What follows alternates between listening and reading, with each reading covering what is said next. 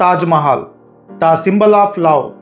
400 సంవత్సరాల క్రితం 3,20,00,000 ఖర్చు పెట్టి నిర్మించిన ఒక అద్భుతమైన కట్టడం. ఇప్పటి లెక్కల ప్రకారం చూసుకుంటే అది దాదాపు 7,130 కోట్లతో సమానం. అటువంటి అద్భుతమైన కట్టడం లోపల ఎలా ఉంటుంది, ఈ కట్టడం లోపల ప్రవేశించడానికి ఎన్ని మార్గాలు ఉన్నాయి, ఏ మార్గం ఎవరి కోసం ఉపయోగించేవారు, ఈ నిర్మాణం కోసం ఎంతమంది కూలీలు పనిచేశారు, ఈ నిర్మాణం జరిగేటప్పుడు వాళ్ళంతా ఎక్కడ నివసించేవారు, పూర్తి వివరాలు ఈ నిర్మాణం గురించి ఈ వీడియోలో మాట్లాడుకుందాం. అలాగే ఇప్పుడు మనం వెళ్ళాలి అంటే ఏ గేటు నుండి వెళ్ళాలి, టికెట్ ప్రైస్ ఎంత, దీని టైమింగ్స్, లోపల ఏమేమి చూడొచ్చు, ఇవన్నీ కూడా వీడియో చివరిలో మాట్లాడుకుందాం.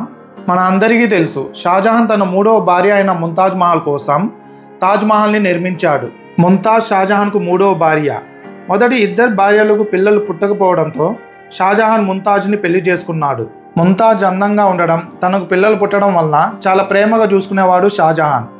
అంతేకాకుండా వేరే ప్రాంతాలకు యుద్ధాలకు వెళ్ళినప్పుడు కూడా తనతో పాటు తీసుకుని వెళ్ళేవాడు. అలా 1631 సంవత్సరంలో మధ్యప్రదేశ్లోని బుర్హాన్పూర్ ప్రాంతంలో యుద్ధం జరిగేటప్పుడు తనతో పాటు ముంతాజ్ని తీసుకెళ్లాడు షాజహాన్. అప్పుడు 14వ కాన్పుతో ఉన్న ముంతాజ్ ఆరోగ్యం పూర్తిగా క్షీణించి చివరికి ఆడపిల్లకి జన్మనిచ్చి తను మాత్రం మరణించింది. చనిపోయే ముందు ముంతాజ్ 2 కోరికలు కోరింది షాజహాన్ని. ఒకటి, ఇంకెవరిని తన మరణం తర్వాత పెళ్లి చేసుకోవద్దని, అప్పటికే చాలామంది భార్యలు ఉన్నారు షాజహాన్కు. 2, తన గుర్తుగా ఒక అద్భుతమైన సమాధి నిర్మించాలని తన మరణం తర్వాత. అలా 1631 సంవత్సరంలో షాజహాన్ ముంతాజ్ కోరిక మేరకు ప్రారంభించిన కట్టడమే ఈ తాజ్ మహల్. దాదాపు 20,000 మంది కూలీలు ఈ నిర్మాణం కోసం పనిచేశారు. దీంట్లో 6,000 మంది విదేశీయులు కూడా ఉన్నారు. వీళ్ళంతా ఒక 22 ఏళ్ళు కృషి చేసి 1653 సంవత్సరంలో పూర్తి చేశారు. అప్పటి వరకు తన భార్య మృతదేహాన్ని పాడవకుండా బుర్హాన్పూర్ ప్రాంతంలోనే ఉంచి ఆ తర్వాత 1653 సంవత్సరంలో తాజ్ మహల్కి షిఫ్ట్ చేశారు. తాజ్ మహల్ని 42 ఎకరాల స్థలంలో ఎబోనీ వుడ్ ఫౌండేషన్ మీద యమునా రివర్ పక్కన నిర్మించారు. ఈ వుడ్ లోపల నీళ్లు ఎంత వెళ్తే అంత స్ట్రాంగ్గా ఉంటుంది ఫౌండేషన్. దీని నిర్మాణం కోసం రాజస్థాన్ నుండి మర్కానా మార్బుల్ని వాడారు. దీన్నే వైట్ మార్బుల్ స్టోన్ అంటారు. అలాగే ఈ మార్బుల్స్ మీద కనిపించే ఈ రంగులన్నీ కూడా ఏవి కూడా పెయింట్ కాదు, ఇవన్నీ కూడా కలర్ స్టోన్స్. వీటన్నిటిని రకరకాల దేశాల నుంచి ఇంపోర్ట్ చేశారు. తాజ్మహల్ లోపల ప్రవేశించడానికి మొత్తం 4 గేట్లు నిర్మించారు. ఫస్ట్ది వెస్ట్ గేట్. దీన్ని అప్పట్లో ఫతేపూరి గేట్ అనేవారు. తన 2వ భార్య అయిన ఫతేపూరి బేగం గుర్తుగా దీన్ని నిర్మించారు. రెండోది సౌత్ గేట్. దీన్నే అప్పట్లో లేబర్ గేట్ అనేవారు. ఈ నిర్మాణం కోసం పనిచేసే కూలీలంతా ఈ మార్గం ద్వారానే వచ్చి వెళ్ళేవారు. 3వది ఈస్ట్ గేట్. దీన్ని విఐపీల కోసం వాడేవారు. అప్పట్లో దాన్ని కాందారి గేట్ అనేవారు. తన మొదటి భార్య అయిన కాందారి బేగం గుర్తుగా నిర్మించారు. 4వది నార్త్ గేట్. దీన్నే రాయల్ గేట్ అంటారు. తాజ్మహల్లో మనం వెస్ట్ గేట్ నుంచి ఎంటర్ అవ్వగానే ఈ కనిపించే రూమ్స్ అన్నీ కూడా అప్పట్లో పనిచేసే కూలీలు రెస్ట్ తీసుకోవడం కోసం వీటిని నిర్మించారు. మొత్తం 210 రూమ్స్ ఉంటాయి. కాస్త లోపలికి వెళ్ళంగానే మనకి గార్డెన్ ఏరియా కనిపిస్తుంది.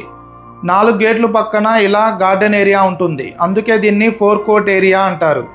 తాజ్ మహల్ ఈ లైన్ని బేస్ చేసుకుని ఎగ్జాక్ట్గా 2 పార్ట్స్గా డివైడ్ అయి ఉంటుంది.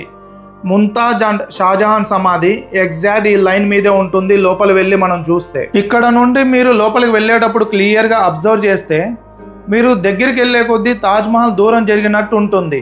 దీన్నే ఆప్టికల్ ఇల్యూజన్ అంటారు. ఇది మీకు వీడియోలో అర్థం కాకపోవచ్చు, కానీ మీరు ఇక్కడికి వచ్చినప్పుడు అబ్జర్వ్ చేస్తే మీకు అది అర్థమవుతుంది. లోపల మొత్తం 16 గార్డెన్స్, 53 ఫౌంటైన్స్ ఉంటాయి. ఈ 2 కలిపితే 1653. ఇది తాజ్ మహల్ కంప్లీట్ అయిన ఇయర్. దానికి సింబాలిక్గా ఇలా నిర్మించారు. తాజ్ మహల్ లోపల సమాధులు తప్ప అప్పట్లో ఎవరు ఉండేవారు కాదు. ఈ సమాధులు కూడా ఇప్పుడు మనం డూప్లికేట్ మాత్రమే చూడగలం. ఎగ్జాక్ట్గా దానికి కింద భాగంలో ఒరిజినల్ సమాధులు ఉంటాయి. అలాగే లెఫ్ట్ సైడ్ ఒక పెద్ద మసీద్ ఉంటుంది. ప్రతి శుక్రవారం ఇక్కడ ప్రార్థనలు జరుగుతాయి. లోకల్ ముస్లిమ్స్ ఇక్కడ ఐడి కార్డ్ చూపించి ఫ్రీగా లోపలికి వెళ్ళి ప్రార్థనలు చేసుకోవచ్చు. అలాగే రైట్ సైడ్ మీకు ఒక పెద్ద ప్యాలెస్ కనిపిస్తుంది. దీంట్లో అప్పట్లో ఇక్కడ విజిట్ చేసే రాజులు, చక్రవర్తులు ఉండేవారు. Taj Mahal height 243 feets. దాని పక్కన ఉన్న 4 మినార్స్, ఈచ్ మినార్ హైట్ 132 ఫీట్స్.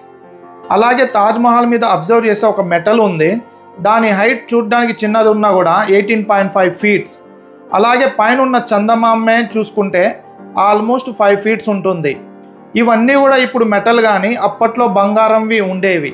బ్రిటిష్ వాళ్ళు మన దేశానికి వచ్చినప్పుడు ఇవన్నీ కూడా దోచుకొని తీసుకుని వెళ్ళిపోయారు. అలాగే ఈ మినార్స్ అన్నీ కూడా అవుట్ సైడ్కి వాలినట్టు కట్టారు. ఇన్ కేస్ భూకంపాలు వచ్చిన ఫ్యూచర్లో అది తాజ్మహల్ మీద పడి పాడవకుండా ఉండడం కోసం అలా కట్టారు. ఈ గోడల మీద కనిపించేది ఖురాన్లోని కోట్స్. ఇవన్నీ కూడా పెయింట్స్ కాదు, చేత్తో చెక్కింది. అలాగే ఈ గోడల మీద కనిపించే పూలన్నీ కూడా విడిగా ఆ గోడ మీద అతికించింది కాదు. ఇది మొత్తం ఒకటే మార్బుల్ రాయి. ఎంత ఓపిక్గా అద్భుతంగా చెక్కారో చూడండి. ఇప్పుడు మనం తాజ్మహల్ సందర్శించాలంటే 50 రూపీస్ ఎంట్రీ టికెట్ ఉంటుంది. వెస్ట్ గేట్ మరియు ఈస్ట్ గేట్ దగ్గర టికెట్ కౌంటర్స్ ఉంటాయి.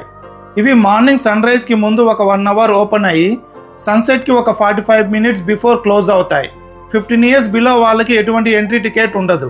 అండ్ ఈ 50 రూపీస్ ఎంట్రీ టికెట్తో మనం ఒక ప్లేస్ వరకు మాత్రమే విజిట్ చేయగలం. లోపల సమాధులు ఉండే మెయిన్ ఏరియాలోకి ఎంటర్ అవ్వాలంటే దానికి సపరేట్గా ఒక 200 రూపీస్ పే చేసి టికెట్ తీసుకోవాలి. అండ్ మనం ఆన్లైన్లో కూడా ఈ 2 టికెట్స్ కలిపి బుక్ చేసుకోవచ్చు. అండ్ ఈ మెయిన్ సమాధులు ఉండే పార్ట్లోకి ఎంటర్ అయ్యేటప్పుడు మనం లోపల షూకి సాక్స్లు వేసుకుని వెళ్ళాలి. అవి అక్కడే అమ్ముతూ ఉంటారు, ఒక 10 రూపీస్. అండ్ లోపలికి మనం ఎటువంటి ఫుడ్ ఐటమ్స్ కానీ లగేజ్ కానీ తీసుకుని వెళ్ళడానికి లేదు. ఓన్లీ వాటర్ బాటిల్ని అలౌ చేస్తారు.